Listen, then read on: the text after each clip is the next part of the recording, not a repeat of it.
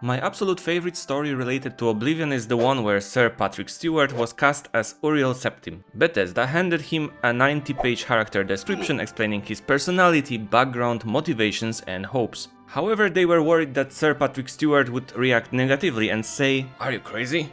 Do you seriously expect me to read all this?" But the actor was delighted, saying it was the best prep he ever received and that he wished more companies would do the same. It's just a shame that his character dies in a tutorial.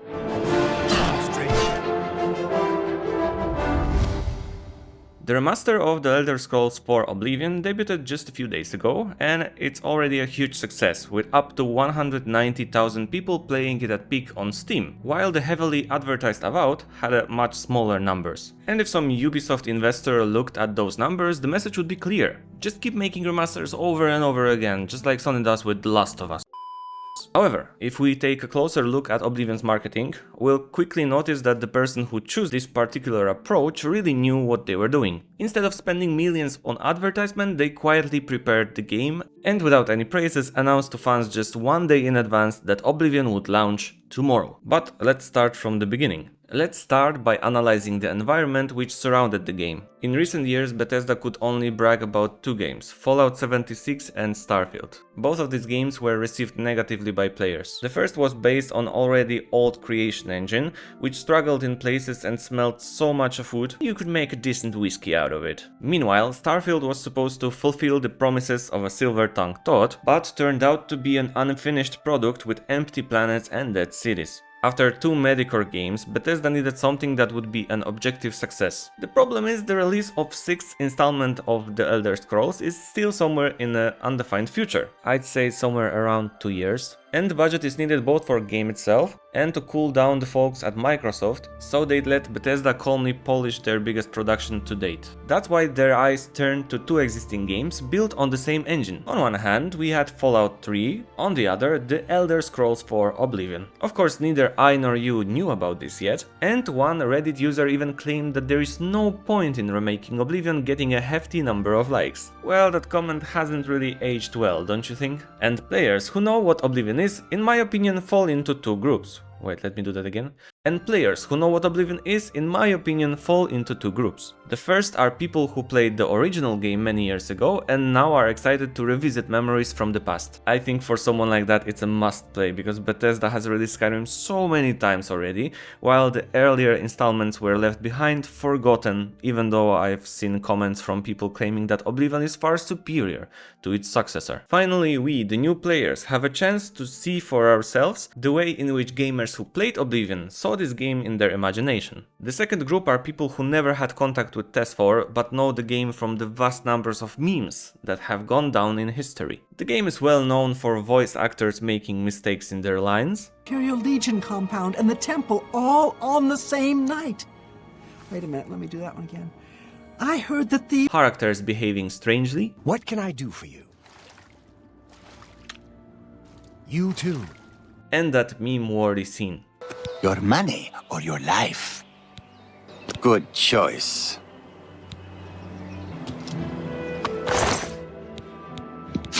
Take it. It's worthless to me anyway. Maybe you've come across one of these memes without even realizing it came from this game. And this, my dear viewers, will turn out to be a key element in the rest of our story. Because now that we have all this information, we can move on to analyzing the marketing of The Elder Scrolls Oblivion. Or shall I say, the lack of it. Let's trace how it all played out from the beginning.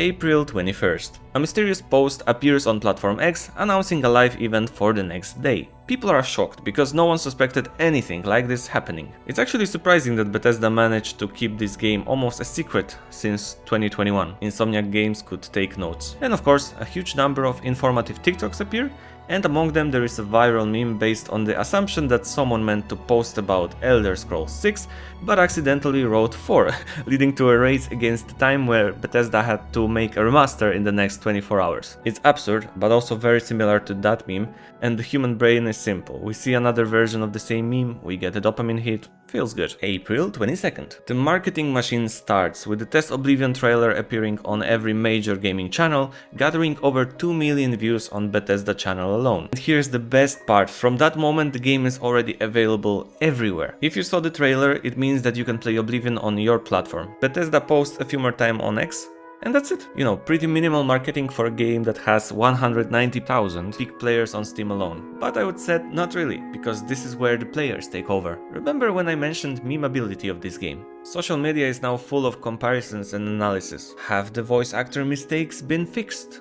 Can you still rob the thief? What are the improvements compared to the original Oblivion? And of course, as an inside joke, Bethesda released horse armor in Deluxe Edition, directly referencing the time when they did the same in Oblivion, selling horse armor for $2, which is also considered as the beginning of microtransactions in games. It was a bold move, because if the game had flopped, the horse armor would have been the final slap in the gamer face. Believe it or not, in every game with a character creator, it plays an important role in the game's success.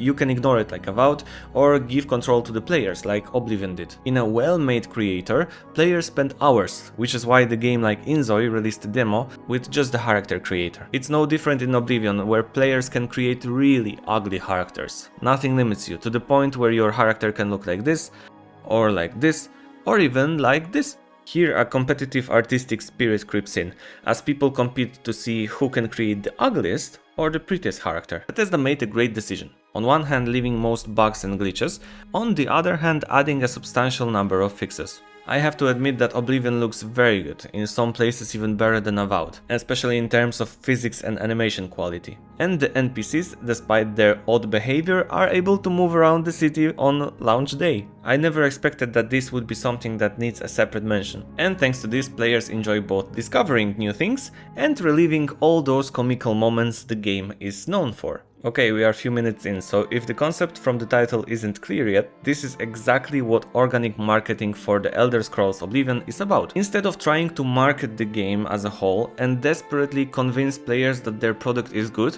Bethesda focused on the game's strengths, hoping that players themselves would want to spread the word. You could also argue that the only thing that enables such marketing is brand recognition, and that's the whole reason for its success. And if you think that, I have to disagree, because organic marketing can work regardless of the game size. After all, Among Us was a very unpopular game until players started communicating on Discord. Getting Over It also based its organic marketing on players' frustrated reactions, and of course, this doesn't apply only to games. If you want to add organic marketing to your game, video or anything else, you have to answer one very important question. How many parts of your work would someone want to share with their friends, family, whatever? The more examples you can think of, and the stronger they are, the greater the chance that marketing will work. The industry is also full of the opposite situations, where someone aimed for the organic marketing, but it wasn't enough. First thing that comes to my mind is the game High on Life, created by the makers of Rick and Morty. Thanks to its absurd humor, it got a significant boost at launch. Hey, that enthusiasm quickly faded when it turned out that the most of the game was just waiting for the next meme-worthy moment, and the game itself didn't have so much to offer. So even if you go for organic marketing, you have to make sure that when the dust settles, you still have something to offer, and Oblivion, as I mentioned earlier, has one of the best stories in the Elder Scrolls series. I can imagine what would have happened if Bethesda had gone for traditional marketing. The hype for the game might have been a bit bigger, and TikTok graphic comparisons would have started even before launch of the game. In an interview, a developer would say that they are proud of the game progressiveness and inclusivity. Let's be honest, there are plenty of such developers at Microsoft Studios, because Microsoft requires adherence to a set of rules that enforce inclusivity and progressiveness. Players would have noticed before launch that Bethesda replaced the choice between male and female with body types 1 and 2. The game would have gotten significant amount of hate for this, with players looking for more progressive changes, especially since the mod that changed those body types back to male and female was quickly banned on the Nexus mod site. Only after a wave of outrage over that decision, it was restored. There were also comments that the body type doesn't matter for gameplay. Oh, it's as usual. Someone spent their time adding something that doesn't matter, but if you want to change it back to the original or you comment on it, suddenly you get banned. Especially since one quest in the game literally plays out differently depending on whether you're a male or female. Or in the new game, apparently they are paying attention to your body type. Before launch, there would have been much more room for such thoughts and problems.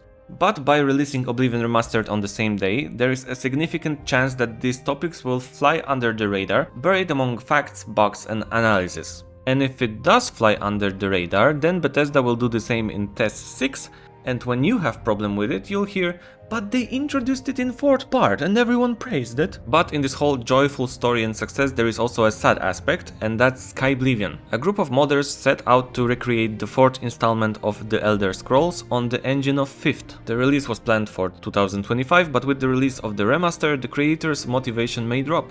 Although Bethesda issued a statement saying they have no intention of cancelling this fun project, and even sent the Skyblivion creators a free Oblivion Remastered key. We can have different opinions about Bethesda and their games, but in this case they made a good strategic decision based on the strengths of Test Oblivion. And it's nice to see because thoughtful decisions are becoming increasingly rare, replaced by a sense of superiority and lack of respect for source material, which is why I'm eagerly awaiting what the newest installment of the Elder Scrolls series will show us. And I'm curious about your opinion on organic marketing in games, so the comments are yours, and if you like this material you can leave a thumbs up. Thanks a lot if you watched the whole video, and I wish you a good time in the game, and send kisses to Todd Howard. See you in the next one. Bye. May you rest in peace.